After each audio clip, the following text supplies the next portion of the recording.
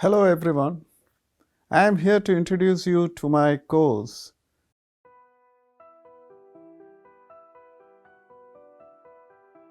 Culture has never been the keen focus of management, isn't it? Then why this course? I'll answer this systematically. Let me start by looking at the root meaning of the word culture. In English, in French, and in Latin, culture essentially means cultivation or to grow. The question is, why is culture important that it should figure in a course like this? Let me start off by talking about Robert Bogoda's statement on Buddhism and culture. Bogoda says that in Buddhism, the idea of culture comes from the words to grow.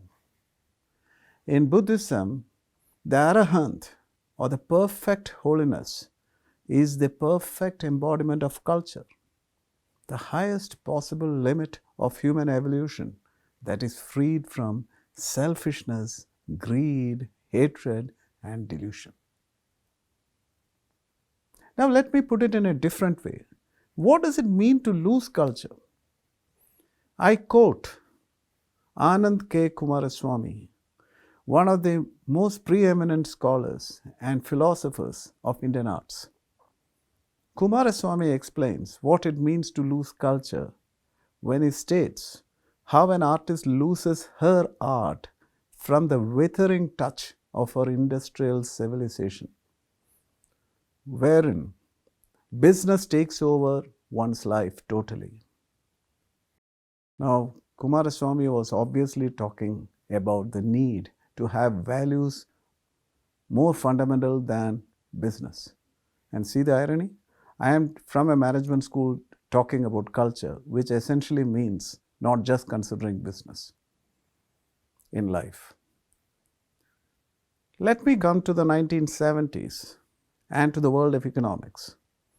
Tibor Skytowski, Hungarian by birth, American academic, he has a great body of work, and particularly one work called The Joyless Economy is one of the greatest critiques of consumer theory and economic study on happiness.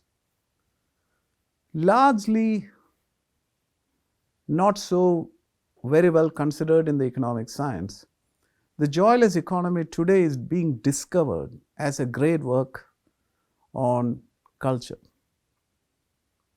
So what does Skytowski say? Skytowski says that culture entails a change from a decade of greed to kindler, gentler society by catering to people's need for stimulation through novelty than through violence.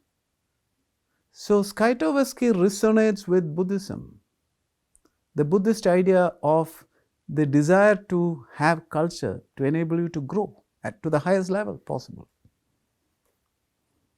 So given these three different ways of looking at culture, let me conclude by saying culture is essential for human society to overcome greed and wasteful ways of narrow consumerist societies.